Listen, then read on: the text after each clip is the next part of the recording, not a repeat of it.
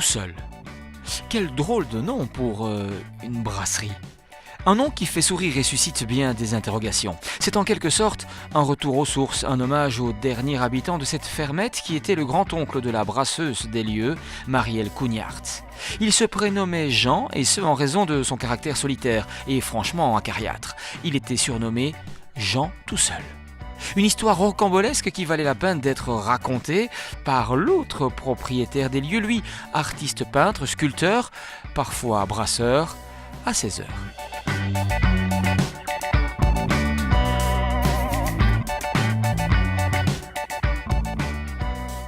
Nous sommes à Bois-de-Lessines en compagnie de Xavier Parmentier, artiste peintre sculpteur, qui lui va nous faire visiter une brasserie, la brasserie Jean tout seul. Alors, on dit souvent qu'il n'y a pas de hasard, il y a des rendez-vous. Votre histoire, cette histoire, la brasserie, c'est un peu ça ? Ah, tout à fait. Alors, tout d'abord, mon atelier qui est à Lessines, c'est une ancienne brasserie. Donc, j'étais déjà appelé à brasser et à faire de la bière. Et c'est vrai que quand je suis dans mon atelier à Lessines, en plein centre de Lessines, le long de la Dendre, ce bâtiment qui est vide depuis des années, qui est complètement oublié depuis 30 ans. On n'a plus fait de bière juste avant la guerre, je crois qu'on a fait encore un petit peu de bière. Mais il y a plein d'inscriptions sur les murs. Et chaque fois que je sculptais, je travaillais dans cet espace de mon atelier, qui est très grand. J'ai un volume comme ça avec 8 mètres de plafond. Et je voyais toujours ces inscriptions, je me dis un jour je ferai de la bière. Parce que la bière, c'est une alchimie, en fait. C'est un peu comme un sculpteur. On prend un peu d'acier, on prend un peu de pierre, on prend un peu de bois et on transforme les sculptures. Et je dis souvent à mes élèves, d'ailleurs, de toute façon, l'art, c'est du moment que ça vient de tes tripes et du moment que ça vient de ton cœur et que tu le fais vraiment avec passion, c'est de l'art. Et donc, en regardant ces inscriptions qui étaient faites au crayon sur le béton, ça s'est même fossilisé, on ne sait même pas l'enlever. Et je me suis dit, un jour, je ferai donc de la bière. L'aventure a fait que j'ai discuté avec un vendeur de boissons et il me dit justement, je viens de rencontrer une jeune brasserie qui débute à Bois-de-Lessines. Donc c'était fin 2009 qu'ils ont commencé, en décembre 2009. Et puis je suis venu goûter cette bière, des amis l'ont goûté. On s'est dit c'est vraiment une très bonne bière. Donc on a appelé la brasseuse. Donc c'est une brasseuse ici, c'est Marielle Cougnard qui fait de la bière. Et elle m'a livré la bière et puis une histoire a commencé entre nous deux, une belle histoire, une aventure. Et c'est vrai que chaque fois qu'on brasse, ça prend de l'énergie, ça prend du temps. Mais on se dit à travers la fermentation, à travers le temps qui passe dans la bouteille, parce qu'il faut minimum 3 mois pour que ça se réalise, une bière, on se dit qui on va rencontrer à travers la bière. Et c'est un peu comme une sculpture et une peinture, on expose, on travaille d'abord très fort dans son atelier, on réfléchit, on a un peu peur, c'est comme quelqu'un qui monte sur scène. Et puis on s'est dit, à travers ça, je vais rencontrer des gens vont voyager, et à travers la bière, les gens voyagent aussi, des gens viennent parfois de très loin.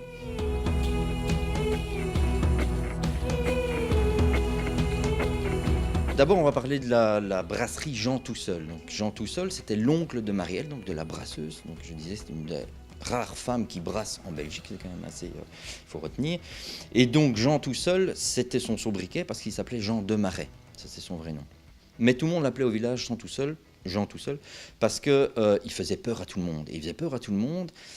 Et pour faire peur, ceci c'était un corps de ferme qui était un peu abandonné, il avait planté 500 peupliers tout autour de la maison, donc cette maison était dans le noir, et il achetait des corbillards, des vieux corbillards en roue, avec des roues en bois, et il les mettait un peu partout, il achetait, on ne sait pas pourquoi, on l'a encore retrouvé, ici tu ouvres le sol et tu trouves des scies, des haches, on ne sait pas pourquoi, il achetait des centaines, voire des milliers, parce que des fois c'était impressionnant, des petites capsules, on ne sait pas pourquoi.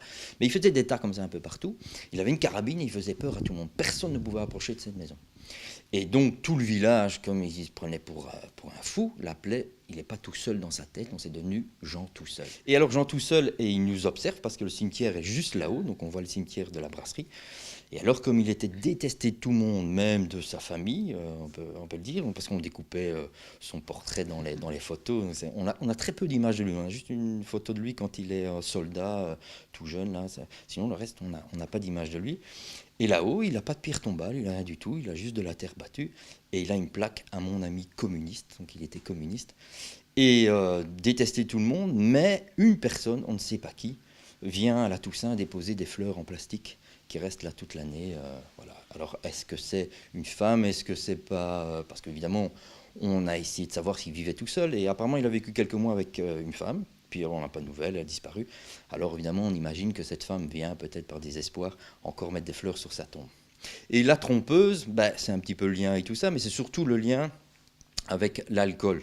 Parce que c'est une bière quand même qui fait 6,9 d'alcool. Et donc c'est pas une petite bière, c'est une bière, tu peux en boire 2-3, tu as un petit peu la tête quand même qui tourne, sauf si tu as l'habitude. Mais c'est une bière qui paraît légère, agréable, on peut en boire, mais en fait elle prend quand même un petit peu sur la tête. Mais on n'a pas la barre, donc comme des bières, comme certaines bières, on a plutôt le côté enivrant et le lendemain on peut se relever, il n'y a pas de souci.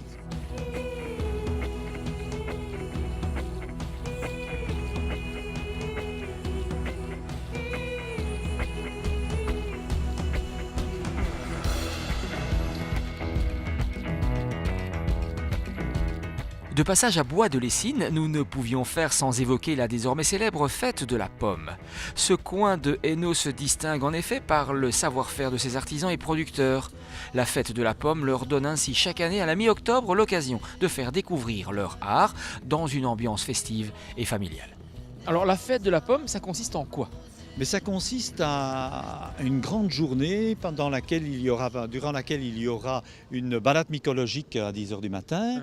Ensuite, il y aura bien sûr toute une série de chalets avec une bonne petite vingtaine d'exposants. Il y aura un camion pressoir, il y aura la station de détermination des fruitiers de Jean Blou qui sera là pour montrer et pour permettre aux gens de déterminer les anciennes variétés de pommes qu'ils pourraient nous apporter.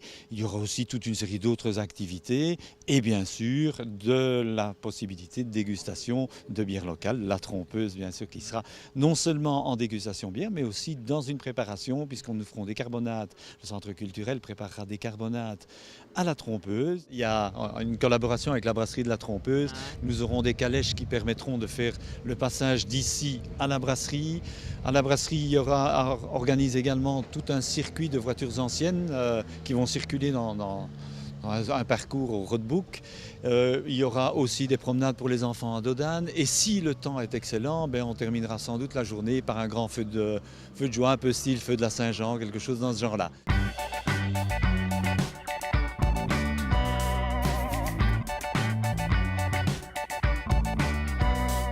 Moi, ce que j'aime, c'est le côté aventure.